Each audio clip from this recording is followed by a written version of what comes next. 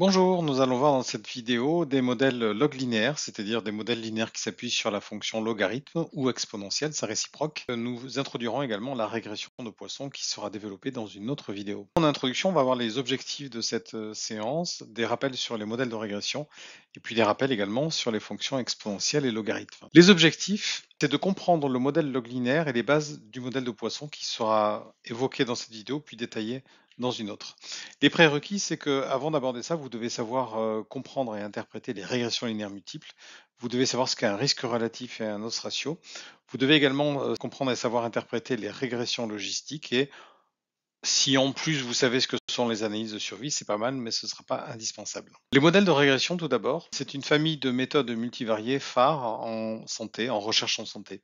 Tout d'abord, ça peut être utilisé pour expliquer. Dans un jeu de données, on va expliquer une variable y par des variables x qui peuvent être quantitatives, binaires ou qualitatives. Et on isolera ainsi l'effet ajusté de chaque variable en tenant compte des autres variables. Et ensuite, on pourra prédire, c'est-à-dire pour un individu dont on ne connaît pas la valeur y, mais dont on connaît les valeurs x, y, j, eh bien, on pourra prédire une valeur y qui sera en fait très souvent une valeur moyenne de y. Le procédé, donc, c'est partir d'une variable expliquée y, de plusieurs variables explicatives x, y, et d'essayer d'exprimer y en fonction d'une combinaison linéaire qui est b0 plus b1 fois x1 plus b2 fois x2, etc. jusqu'au nombre de variables. b0, c'est une constante.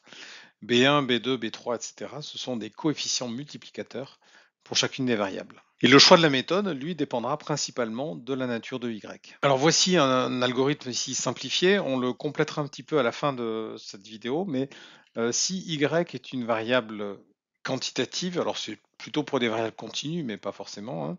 Dans le cas général, on peut réaliser une régression linéaire multiple, et lorsqu'il y a une relation exponentielle ou logarithme, ça dépend dans quel sens on le voit, on pourra invoquer un modèle log linéaire que je vous présenterai. Lorsque Y est binaire, habituellement, on s'intéresse quand même à l'odds ratio et on fait une régression logistique, mais vous verrez qu'on peut s'intéresser au risque relatif et réaliser là aussi un modèle log linéaire. Lorsque Y est un événement binaire temps dépendant, habituellement on fait plutôt de la survie, mais on verra quand même qu'on peut faire ici de nouveau un modèle log linéaire. Et enfin, lorsque Y est un entier naturel qui correspond à un décompte, comme un nombre de consultations, nombre d'accidents, 0, 1, 2, etc., on pourra réaliser une régression de Poisson ou d'autres modèles similaires. En introduction également, rappelons la fonction exponentielle que vous avez sans doute vue au lycée. On note y étant l'exponentielle de x avec exp parenthèse ou alors e puissance x. Et avec deux points particuliers que j'ai ici symbolisés en rouge, l'exponentielle de 0 est égale à 1 et l'exponentielle de 1 est égale à e, un nombre. Ce nombre, c'est le nombre de l'heure ou la constante de Neper, 2,72, quelque chose comme ça. Et finalement, cette exponentielle, elle généralise la notion de puissance avec éventuellement x étant non entier. Quelques particularités. Cette fonction exponentielle est définie sur l'ensemble R, c'est-à-dire que x peut prendre n'importe quelle valeur réelle. Elle n'a pas d'effet mémoire au sens où chaque translation sur x, donc décalage gauche-droite, entraîne un effet multiplicatif ou alors de division si vous préférez sur y, mais cet effet est exactement le même quel que soit l'endroit sur lequel on se trouve sur l'axe x. Et également, cette fonction exponentielle, en quelque sorte, elle transforme les additions en multiplications au sens où exponentielle de a plus b, c'est exponentielle de a multiplié par exponentielle de b. Alors, il y a plein d'autres particularités, mais je vous présente ici uniquement ce dont on a besoin pour la suite. Sa réciproque, c'est la fonction logarithme. Alors, c'est le logarithme népérien ou naturel que l'on note ln. Il ne faut pas utiliser la notation log qui traîne, hein, qui est assez ancienne. Et cette fonction, c'est la réciproque de l'exponentielle. Donc là aussi, on va trouver deux points particuliers qui sont les mêmes que tout à l'heure. Le logarithme népérien de 1 est égal à 0, le logarithme népérien de e est égal à 1. Et le fait que y soit le logarithme népérien de x, c'est équivalent au fait que x soit l'exponentielle de y. Quelques particularités, c'est que cette fois-ci, x est nécessairement défini sur l'ensemble des réels strictement positifs, 0 exclu. Cette fonction est une primitive de la fonction 1 sur x. Et une égalité qu'on réutilisera, c'est que le logarithme de a divisé par b, c'est le logarithme de a moins le logarithme de b. Donc cette fonction, inversement, elle transforme les multiplications ratios en addition ou soustraction. Voyons maintenant la première chose qu'on peut faire avec ces fonctions, c'est la régression linéaire avec un lien réalisé par une fonction logarithme ou exponentielle selon le sens dans lequel on regarde. Donc lorsque ça semble approprié, au lieu d'expliquer y directement par une combinaison linéaire de x comme on le faisait dans la régression linéaire multiple, on pourra expliquer le logarithme de y par une combinaison linéaire des x. Cette expression, on peut la retourner, ça fait que y est l'exponentielle de la combinaison linéaire de x. Voilà, donc il est facile de réaliser cet ajustement. Si on prend l'exemple ici, on a la créatininémie, donc le taux de créatinine dans le sang, ici en X et puis en Y la clairance de la créatinine, eh bien il y a une relation d'allure exponentielle entre les deux, vous voyez de ce nuage de points là. Et si on lance une telle régression, on obtiendra deux coefficients B0, B1, donc la constante B0 qui vaut 5,35, la constante B1 qui vaut moins 0,11 dans ce cas-là. Eh bien la courbe que j'ai tracée ici, c'est la courbe Y égale exponentielle de 5,35 moins 0,11 fois x. Alors, ce qui est intéressant, c'est que je reconnais tout de suite l'effet de x, puisque l'exponentielle de moins 0,11 est égale à 0,90. Et ça veut dire désormais qu'à chaque fois que je gagne un point en x, à chaque fois que je me décale sur la droite d'une unité, eh bien la quantité y, elle est multipliée par 0,9. Et donc, vous voyez comment une addition se transforme en multiplication. Donc, on dirait prosaïquement que pour chaque point supplémentaire de la créatininémie, la clairance de la créatinine perd 10%. Voilà, donc ça c'était une utilisation très simple et on va utiliser la même chose mais plus volontiers pour des proportions. Et donc c'est ce qu'on appelle le modèle log linéaire. Alors le modèle log linéaire c'est exactement la même chose sauf que y cette fois-ci est une variable binaire. Donc c'est une variable qui vaut 0 ou 1. On va partir ici de 10 000 séjours hospitaliers et pour chaque séjour on a calculé une variable y qui vaut 0 ou 1, 0 pour faux ou non si le séjour n'est pas un séjour lourd, et 1 pour vrai ou oui si le séjour est lourd. Et simplement pour l'exercice, un séjour lourd, c'est un séjour qui dure plus de 4 jours ou présente un décès ou un transfert, une réanimation. Donc vous voyez ici, on a à peu près 40% de séjours lourds et 60% de séjours non lourds. Et on va explorer la relation de cette variable et une variable explicative qui est l'âge dont j'ai tracé ici l'histogramme. Si je représente un nuage de points comme tout à l'heure, le simple problème c'est qu'on a seulement deux valeurs possibles pour y et puis des valeurs entières en x et donc mes 10 000 points sont superposés les uns aux autres et on ne comprend pas ce qui se passe. Alors au lieu de tracer ça, j'ai tracé ici, en arrondissant l'âge par classe de 5 ans, j'ai tracé des bulles qui correspondent à chaque fois au nombre d'individus. Donc vous voyez ici par exemple le nombre d'individus qui ont 40 ans et qui ont un séjour qui n'est pas lourd, et le nombre d'individus qui ont 40 ans, arrondi à 5 hein, bien sûr, et qui ont un séjour lourd. La proportion ici de séjour lourd, elle est un peu plus de 20% et je l'ai figuré avec un trait. Et vous observez qu'au fur et à mesure que l'âge augmente, la proportion de séjour lourd augmente aussi avec une allure d'exponentielle comme par hasard, et c'est fréquemment ce qu'on observe sur des proportions. Si maintenant on essaie de bâtir un modèle log linéaire sur ce graphique-là, on a, je vous rappelle, séjour lourd, oui ou non en Y, et ici l'âge en année, même si je l'ai arrondi à 5 ans pour le graphique, en réalité on l'a par année. On lance le modèle, Y c'est l'exponentielle de B0 plus B1 fois X1. La méthode d'ajustement, cette fois-ci, c'est le maximum de vraisemblance. Ça n'est plus la méthode des moindres carrés, mais c'est un détail. Et ça nous calcule automatiquement la valeur de nos deux coefficients B0 et B1. Et donc, à partir de maintenant, je pourrais prédire chaque valeur Y pour un nouvel individu dont je ne connais pas le statut lourd ou léger, en fonction de son âge, avec l'exponentielle de ceci plus cela. Ce nombre-là, ce sera un nombre compris, j'espère en tout cas, entre 0 et 1. Alors vous voyez tout de suite qu'au passage, hein, pour des âges très élevés, ce sera peut-être supérieur à 1. Mais bon, mettons un nombre compris entre 0 et 1. Donc c'est pas le statut 0 ou 1, mais c'est plutôt la probabilité d'avoir le statut 1 versus 0. Donc en l'occurrence, les deux coefficients qui sont calculés sont ceux qui sont présentés. Et quand je prends l'exponentielle de ce coefficient 0,0228, j'obtiens 1,02, ce qui veut dire que à chaque fois que je me décale d'un an vers la droite sur le graphique, ici, la probabilité d'avoir un séjour lourd est multipliée par 1,02. Et vous comprenez que si je me décale de 20 ans comme ici, eh bien cette probabilité sera multipliée par 1,02 puissance 20. Que se passe-t-il maintenant quand la variable x devient binaire? Donc j'ai repris la même situation, mais cette fois-ci, donc j'ai toujours séjour lourd en y, et là je l'ai binarisé, donc j'ai mis 0 pour les moins de 60 ans et 1 pour les plus de 60 ans. Je me retrouve donc avec 4 effectifs qui sont figurés là. À ces 4 effectifs correspondent deux proportions, une proportion chez les moins de 60 ans, une proportion chez les plus de 60 ans, et il est très facile de faire passer une courbe exponentielle par ces deux points. Donc j'obtiens de nouveau deux coefficients. Et ce qui est amusant, c'est que cette situation, vous la connaissez, c'est une situation de tableau à 4 cases. Vous avez exposé non exposé ici, et vous avez entre guillemets non malade et malade. Et entre ces quatre effectifs, on peut calculer un risque relatif. Et bien, il se trouve que c'est exactement l'exponentielle du coefficient qui est relatif ici à la variable x, donc en l'occurrence 1,37. Et donc ce qui est démontré de manière générale, hein, pas juste avec un exemple, c'est que lorsque vous avez une variable explicative binaire, l'exponentielle du coefficient qui est lié à cette variable, c'est le risque relatif. Plus généralement, l'exponentielle du coefficient pour n'importe quelle variable explicative, c'est le risque relatif. Et on l'interprète comme vous le savez, c'est un facteur de risque s'il est supérieur à 1, c'est un facteur protecteur s'il est inférieur à 1, et c'est un facteur neutre s'il est égal à 1. Sauf que finalement, comme la situation précédente, donc quand c'est binaire, c'est le risque relatif que vous connaissiez, et quand c'est une variable quantitative, c'est le risque relatif pour chaque point supplémentaire de la variable x. Ce modèle log linéaire, ça ressemble quand même pas mal à la régression logistique que vous connaissez sans doute. Dans tous les cas, la variable à expliquer y est binaire. Les variables explicatives sont binaires, quantitatives ou qualitatives, et on peut bien sûr en mettre plusieurs à la fois. La différence, c'est que la fonction de lien ici est une fonction exponentielle, sa réciproque c'est le logarithme, alors que dans la régression logistique, on avait une fonction sigmoïde, et sa réciproque c'est la fonction logit.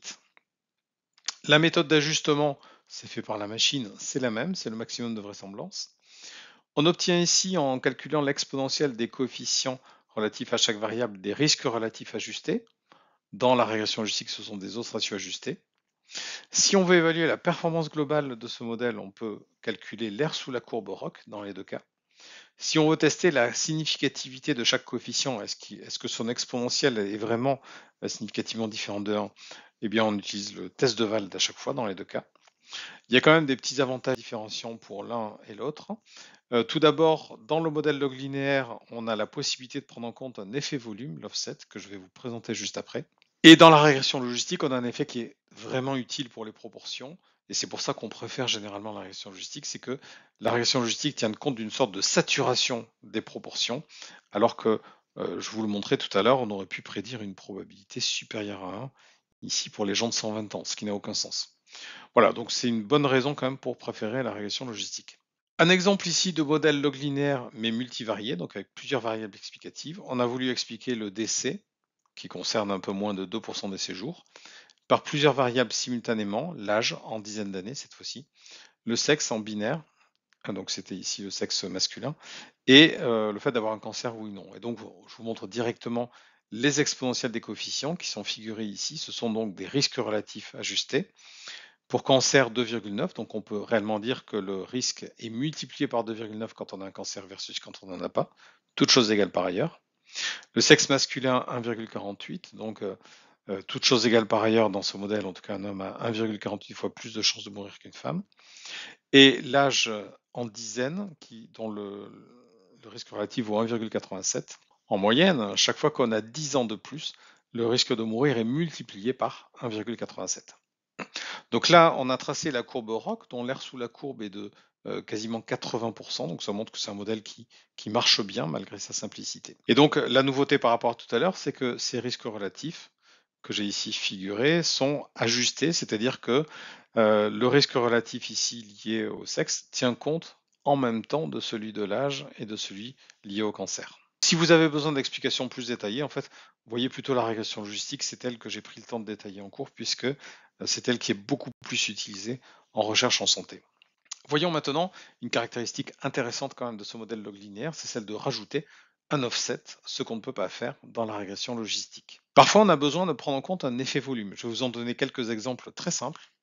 Premièrement, si on s'intéresse à des individus et qu'on examine un événement qui est le fait de subir, oui ou non, un infarctus du myocarde, il se peut que certains individus soient suivis plus longtemps que d'autres. Et évidemment, plus ils sont suivis longtemps, plus il est normal qu'on observe un tel événement. Et donc, on va devoir tenir compte de cette durée. Il est possible d'utiliser cette durée de suivi, qui est donc variable entre individus en jours, pour pondérer le fait qu'on ait observé ou non l'événement. Deuxième exemple, on peut s'intéresser non plus à des individus, mais à des familles, et à s'intéresser à un événement qui est le fait de subir une infestation de poux dans la famille, et ce, quel que soit le nombre d'individus touchés. Ce qui se comprend, puisque comme c'est très contagieux à l'intérieur d'une famille, ça n'a pas beaucoup d'intérêt. Et néanmoins, on comprend que plus il y a d'enfants scolarisés, plus il est probable que des poux arrivent, et donc on pourrait utiliser le nombre d'enfants scolarisés de la famille comme facteur de pondération de cette infestation, oui, non. Troisième exemple, et c'est très fréquent dans ce qu'on appelle les études écologiques, on pourrait s'intéresser à des hôpitaux et à un événement qui est le fait d'avoir une fermeture administrative pendant un délai qui serait le même pour tout le monde, mais tenir compte du fait que plus un hôpital a de services, plus il a de chances de rencontrer une fermeture administrative. Alors comment est-ce qu'on prend en compte cet effet volume? On le prend en compte par ce qu'on appelle l'offset ou décalage tout simplement. Et en fait, vous allez voir, c'est super simple. Au lieu d'expliquer le logarithme de l'événement oui-non par cette combinaison linéaire de x, c'est le logarithme de cet événement divisé par cet effet volume qui nous intéresse. Par exemple, une durée de suivi, par exemple, un nombre d'enfants, un nombre de services, etc. Alors ça se transforme facilement, ça devient que le logarithme de y est égal à la combinaison linéaire de x plus le logarithme de l'offset. Et on peut aussi écrire que y c'est l'exponentielle de cette combinaison linéaire de x plus le logarithme de l'offset. Alors c'est fait par la machine bien sûr. Il faut simplement comprendre que ce logarithme de l'offset devient une nouvelle variable, mais c'est simplement une nouvelle variable pour laquelle on dit au modèle ne calcule pas de coefficient, prends-la telle quelle. Voilà, donc on ne calculera pas de coefficient pour ça. On calculera néanmoins des coefficients pour les autres variables et leur interprétation reste inchangée. C'est juste que cette fois-ci, cette interprétation, bien sûr, elle tient automatiquement compte de l'effet volume. Voilà, donc c'est très très simple. Et c'est très intéressant parce que comme on s'appuie sur une fonction exponentielle ici, il n'y a pas d'effet mémoire relative au décalage gauche-droite sur l'axe des x. Et donc finalement, vous voyez que peu importe l'unité de l'offset, si c'est une durée, vous pouvez l'exprimer aussi bien en jours qu'en mois ou en années. Du moment bien sûr que c'est la même unité pour tous les individus, ça ne posera aucune difficulté.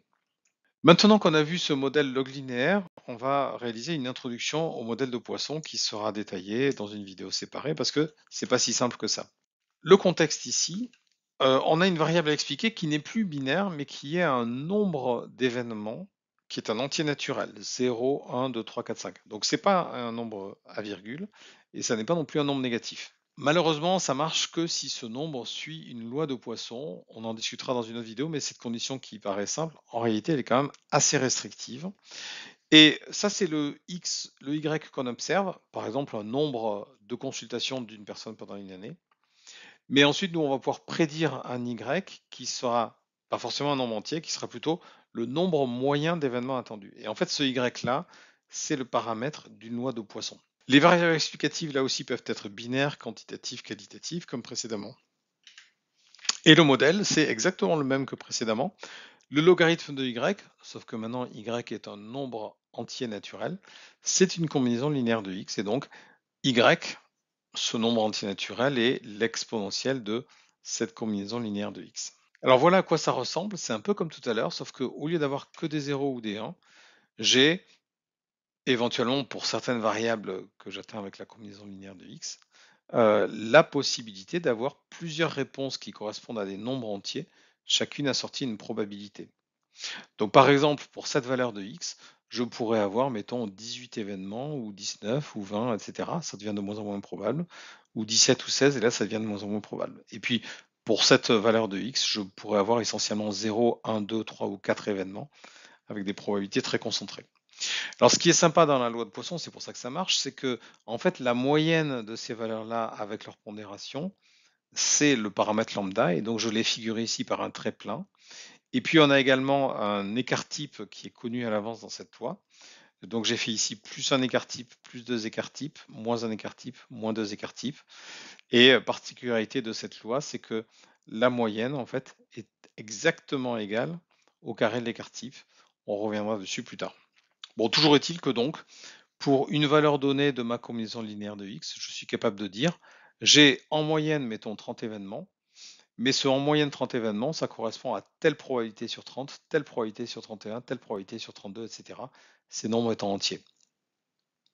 En x, évidemment, c'est pas forcément des nombres entiers. Je vous ai figuré ici des choses simples, mais la combinaison linéaire de x peut être tout à fait continue, hein.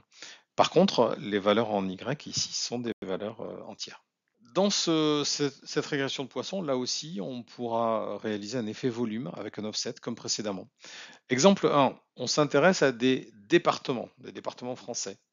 On compte un nombre de cas de cancer, et bien naturellement, on mettra la population, le nombre d'habitants de chaque département en offset. Exemple 2, on s'intéresse à des personnes physiques et on regarde combien elles ont de consultations médicales pendant un suivi, donc 0, 1, 2, 3, 4, 5. Et là, on pourra utiliser la durée du suivi en jours comme offset.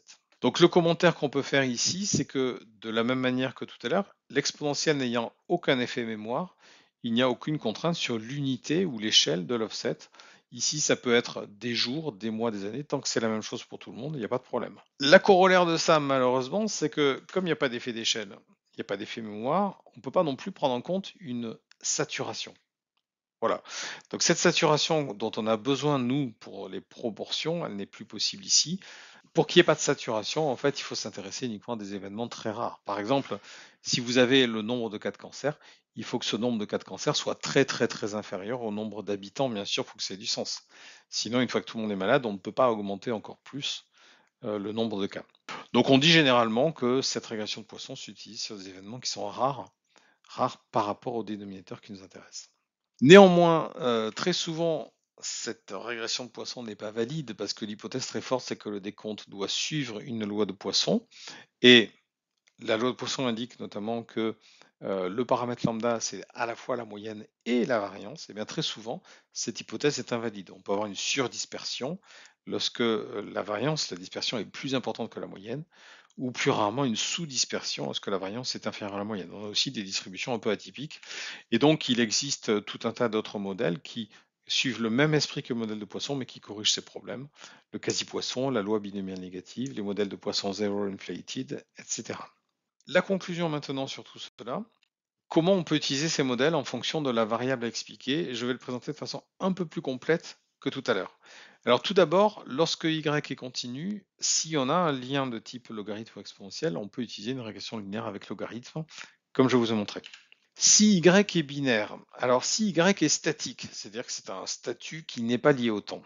Statique sans offset, en vrai, on utilisera la régression logistique. On peut utiliser le modèle log linéaire pour avoir un risque relatif, mais en pratique, on ne le fait pas pour les raisons que j'ai évoquées.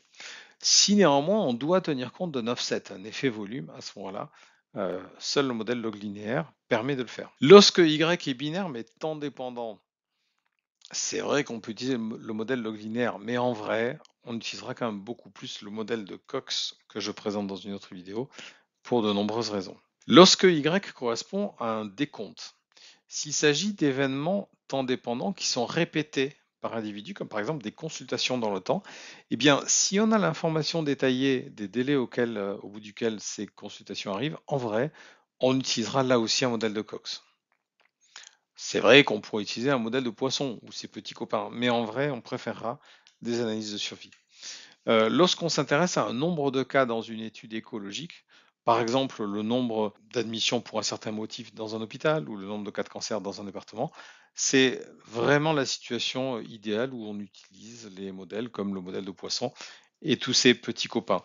Néanmoins, si vraiment on dispose d'une information détaillée par individu, c'est-à-dire qu'on n'a pas seulement le département, mais on sait qu'il y a une liste d'individus et parmi eux certains ont telle ou telle caractéristique et on connaît aussi tant qu'on y ait d'autres variables sur ces individus, en vrai, on préférera nettement représenter ces individus dans notre tableau et recourir de nouveau à une régression logistique.